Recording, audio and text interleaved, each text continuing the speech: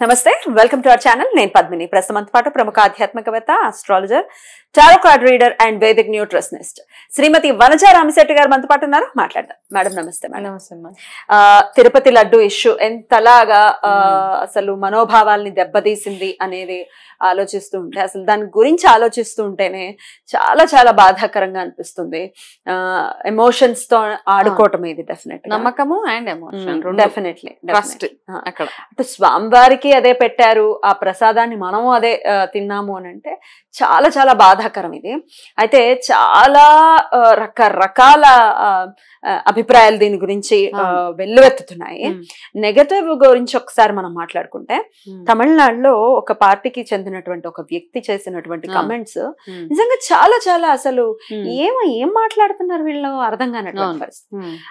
ఏమైనా చచ్చిపోయారా? పంది కొవ్వుతో గనక చేశారు, సరే పంది కొవ్వుతో ఎక్స్ట్రాక్ట్ చేసినటువంటి నెయ్యి చేశారు, చచ్చిపోలేదుగా ఎవరు. దేశంలో ఇంతకన్నా పెద్ద సమస్య లేదా మాట్లాడటానికి, సార్ట్ అవుట్ చేయడానికి అనటం ఎట్లా చూడొచ్చు? అదొక ప్రైడ్. అదే మనకి వెంకటేశ్వర స్వామి టెంపుల్ గాని కలియుగ దైవం ఆయనే మనకు ప్రొటెక్షన్ అని మనం భావిస్తాం. ఇప్పుడు ఎంత జరిగినా ఆ కొండ మీద నుంచి అభయహస్తం మనల్ని ఎప్పుడు కాపాడుతూనే ఉంటదని మనం అందరం నమ్మి ఆయన్నే కొలుస్తాం కదా. శనివారాలకి ఇంత ఇంపార్టెన్స్ ఎందుకు ఇస్తున్నాం? శనివారాలు చాలా మంది వంటి పొద్దు చాలా ప్లేసెస్ లో చూస్తే శనివారం ఒక పూటే భోజనం చేస్తారు, నాన్ వెజ్ కూడా తినరు. నాన్ వెజ్ తినరు, సండే తినకూడదు, కానీ శనివారం ఆయన కోసం ఇన్ని చేసేసి ఆ తిరుపతి వెళ్ళి వస్తేనే అంత మహద్భాగ్యం. ఒక్కసారి వెళ్ళి ఆయన దర్శనం చేసుకుంటేనే చాలు. అక్కడికి వెళ్ళినప్పుడు కూడా మనకు 1 సెకండ్ 2 సెకండ్ కంటే దర్శనం అవ్వదు. ఆ దర్శనం కోసం అంత తహతహలు ఆడిపోయి అంత వెయిట్ చేసి కొన్ని సంవత్సరాలు వెయిట్ చేస్తారు చాలా మంది. 20 సంవత్సరాల నుంచి అనుకుని వెళ్ళలేని వాళ్ళు ఉన్నారు. ఇవన్నిటికంటే అక్కడికి వెళ్ళినా వెళ్ళలేకపోయినా అక్కడి నుంచి ఏ చిన్న ప్రసాదం చేతికి వచ్చినా, ఇంత కొంచెం తిరుపతి లడ్డు వచ్చినా అది మహాప్రసాదం మాకు. అంటే ఆయన వచ్చినట్టే, ఇంకా ఆయన అనుగ్రహం వచ్చేసింది మనకి. ఇంకా అది శనివారం రోజు, అది ఏకాదశి రోజు ప్రసాదం వస్తే అబ్బా ఆయన అనుగ్రహం మాకు ఉంది అని.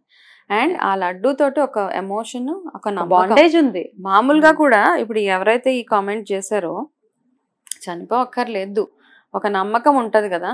ఇప్పుడు మనకి తల్లి దగ్గర ఎటువంటి నమ్మకం ఉంటుందో పిల్లలకి, మా అమ్మ ఏది ఇచ్చినా నేను సేఫ్ అన్న సేఫ్ ఇది ఉంటది కదా, సేమ్ థింగ్ అదే కదా. అక్కడ కూడా అదే నమ్మకం. ఇక్కడే కాదు, మనం ఏ గుడికి వెళ్ళినా గుడిలో ప్రసాదాన్ని ఎప్పుడైనా మనం టెస్ట్ చేస్తామా? లేదు. ఎప్పుడు లేదు. తీర్థం ఇస్తే తీర్థం తాగుతాం. ఎప్పుడో పొద్దున అభిషేకం చేసి ఇచ్చిన తీర్థం కూడా తాగేస్తాం. బికాస్ భగవంతుడు మమ్మల్ని ఆయన చూసుకుంటున్నాడు అని. ఆయనే ప్రొటెక్ట్ చేశాడు. ఇప్పుడు ఇంత కల్తీ అయినా ఇప్పుడు భక్తులు తిని కూడా అలా ఉన్నారంటే ఆయన ప్రొటెక్షనే కాబట్టి అది కూడా ఆయన ఆశీర్వాదమే. ఏం కాలేదు కదా అంటే అందుకే కాలేదు. ఆయన ప్రొటెక్షన్, ఆయన అభయహస్తం ఉంది కాబట్టి ఏమీ అవ్వకుండా అందరూ ఇంకా అలా ఉన్నారు. అంత జుగుప్సాకరంగా అనిపిస్తుంది అసలు. అది పందిది, తర్వాత బీఫ్ ఎక్స్ట్రాక్ట్స్ అని కొవ్వు కలిపేసి, ఇంకా కమెంట్లు ఏంటంటే అదే ఎక్కువ కాస్ట్, పంది మాంసమే ఎక్కువ కాస్ట్.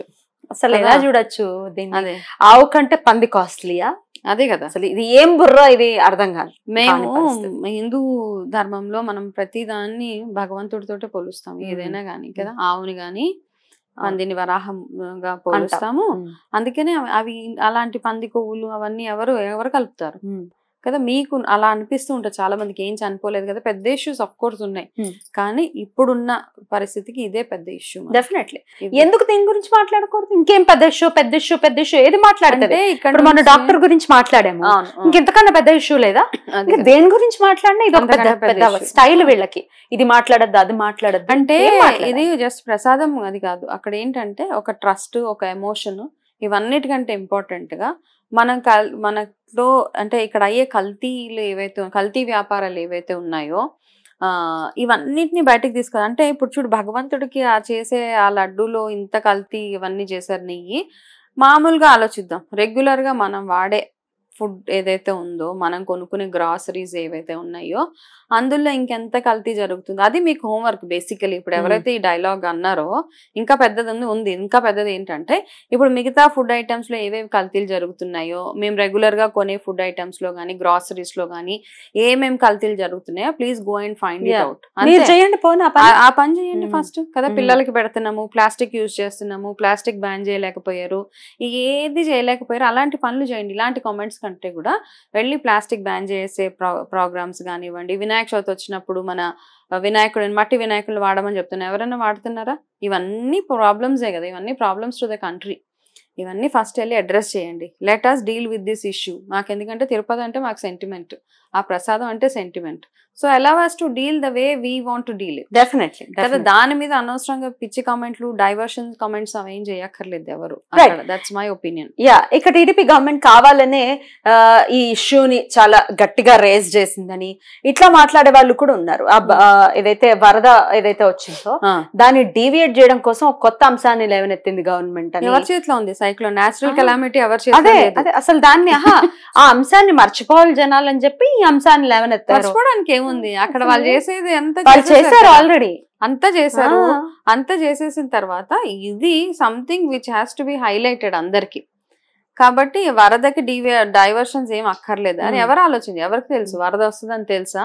వరద వచ్చింది, కాకపోతే సిటీ ప్లానింగ్ సరిగ్గా లేదు, టౌన్ ప్లానింగ్ సరిగ్గా లేదు, ఇంత విధ్వంసం అయింది. భగవంతుడు ఏదో ఒక రకంగా చూపిస్తాడు కదా, ఇలా ఏదో ఒక దగ్గర ఏదో పాపం జరుగుతుంది అని. అండ్ లక్కీగా ఏంటంటే ఇంక ఇప్పుడు బయటపడింది, లేకపోతే అది ఇంకా కంటిన్యూ అవుతూనే ఉండేది. ఇప్పుడు ఎంత ప్రక్షాళన చేసినా ఏం చేసినా అఫ్ కోర్స్ ఇప్పుడు అవన్నీ చేస్తూ ఉన్నారు. అండ్ మన వంతు కూడా నాకేమనిపిస్తుంది అంటే ప్రతి ఒక్కరు, ఇప్పుడు నేను కూడా 2023లో తిరుపతి వెళ్ళా, తిన్నా ప్రసాదం, ఎవరం హైలైట్ చేయలేకపోయాం కదా. ఇప్పుడు మనం అందరిని కనుక్కోలేకపోయాం, కానీ ఎంతో కొంత తెలిసింది అందరికి. ఏమిటి సువాసన లేదు, 10 రోజులు కాదు, 15 రోజులు కాదు, 20 రోజులైనా ఫ్రెష్ గా ఉండేది. అలాగే ఉండేది, ఓపెన్ చేయగానే ఆ కర్పూరం గుమ గుమ గుమ గుమలాడిపోయేది. ఇప్పుడు ఫ్రిడ్జ్ లో పెడితే అది ఇచ్చుకు నెత్తి మీదకి ఎవరైనా కొట్టామంటే బొక్కడి అంతే అంతే, నిజంగా అంత ఘోరంగా అనమాట. అయ్యో వచ్చేటప్పుడు పులిహోర తిన్నా, మామూలుగా అయితే ఎలా ఉంటది, ఆ దర్శనం చేసుకుని బయటకు వచ్చాడు పులిహోర చాలా బాగుంటుంది, తిన్నాక ఇంకొకరు ఎవరైనా ఇంకొకటి అనిపిస్తుంది. ఆ ఒక్కటి కూడా తినలేకపోయాం నేను లాస్ట్ డిసెంబర్ లో వెళ్ళినప్పుడు. అది బలవంతంగా ఎక్కింది నోట్లోకి నిజంగా. అంటే ఇట్ వాజ్ వెరీ నార్మల్ అనమాట. ఆ తిరుపతిలో పెట్టే ప్రతి ఒక్క ప్రసాదం ఈజ్ అమృతం అంతే. అది ఎంత ఇచ్చినా అమృతమే, ఎంత కొంచెం ఇచ్చినా అంతే. కానీ ఆ రోజు తినలేక తినలేము, పాడేయలేము. మనకు ప్రసాదం అంటే చాలా సెంటిమెంట్ కదా, ఆ గుడే కాదు ప్రతి గుడి. అవునండి. దేర్ ఫోర్ కొంచెం ట్రాన్స్పరెన్సీ ఉండాలి అన్ని టెంపుల్స్ కి, భక్తులకి ఏం జరుగుతుంది అక్కడ అని. టెంపుల్ ఇన్ఫర్మేషన్స్ అంటూ ఉండాలి, వాళ్ళ ప్రసాదాల్లో ఏం కలుపుతున్నారు ఏంటని గోయింగ్ ఫార్వర్డ్. అవునా, మనకు నిజంగా తెలియదు అసలు ఏమవుతుందో. ఇంకా మనందరికి ఏంటి నమ్మకం, అక్కడ వకులామాత స్వయంగా చూస్తూ ఉంటారు, వెంకటేశ్వర స్వామికి వంటశాల దగ్గర ఎటువంటి నైవేద్యాలు తయారు చేస్తున్నారు. ఇదంతా మోసమే కదా, చాలా చాలా. ఎట్లా శిక్ష మాత్రం ఖచ్చితంగా పడుతుంది, అది ప్రభుత్వాల నుంచి కాదు నేచర్ నుంచి అని అనుకోవచ్చా? 100%. అసలు ఇప్పుడు కాదు, ఇప్పుడు ఇది అయ్యే ఈ గొడవ ఏం పనిష్మెంట్ కాదు, ఒక భగవంతుడు చేస్తాడు, రైట్ టైంలో రైట్ పనిష్మెంట్ ఇస్తాడు కదా.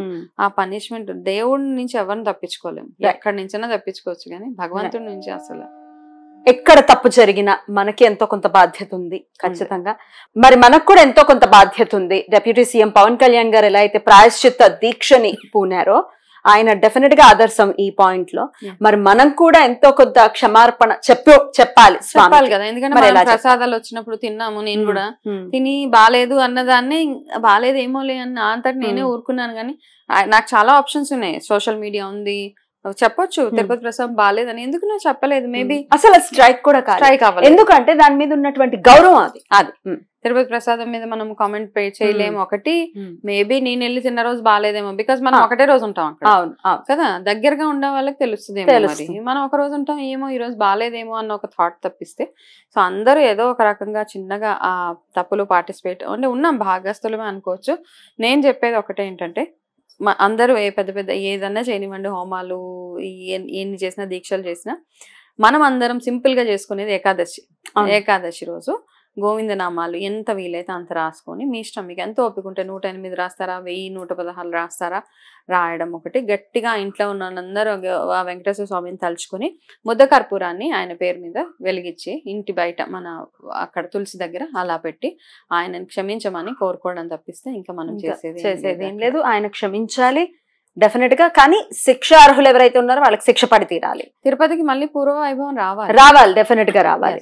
అలా రావాలంటే మళ్ళీ ఆయన అనుగ్రహమే ఉండాలి, ఆయన అనుగ్రహం అందరం కోరుకుందాం. అంతే కదా. అంటే ఇప్పుడు ఆ వైబ్ కూడా లేదు తిరుపతిలో. లాస్ట్ టైం వెళ్ళినప్పుడు అన్నిట్లో ప్రాబ్లమ్స్ వచ్చినాయి. ఎవ్రీథింగ్ ఇస్ కొన్ని ప్లేసెస్ కి వెళ్తే మళ్ళీ వెళ్ళాలి అనే ప్లేసెస్ లో తిరుపతి ఒకటి. మళ్ళీ ఎప్పుడు భగవంతుడు నీ దర్శనం మాకు కలుగుతుంది అనిపించింది. ఆయన కూడా బాధపడుతున్నాడు లాస్ట్ టైం వెళ్ళినప్పుడు. అంత ఇండిసిప్లిన్, అంటే టైం ఏం లేదు అసలు అక్కడ. అంటే మామూలుగా మనకు తెలుసు ఒక 4 గంటలు పడుతుంది దర్శనానికి, ఇందులో ఇక్కడ కూర్చోవాలి. మనస్ఫూర్తిగా కోరుకుంటుంది మళ్ళీ ఎప్పుడు వినకూడదు, చూడకూడదు, ఇలాంటివి ఎప్పుడు ఇంకా జన్మలో జరగకూడదు అని మనస్ఫూర్తిగా కోరుకుంటూ. Thank you madam. నమస్తే.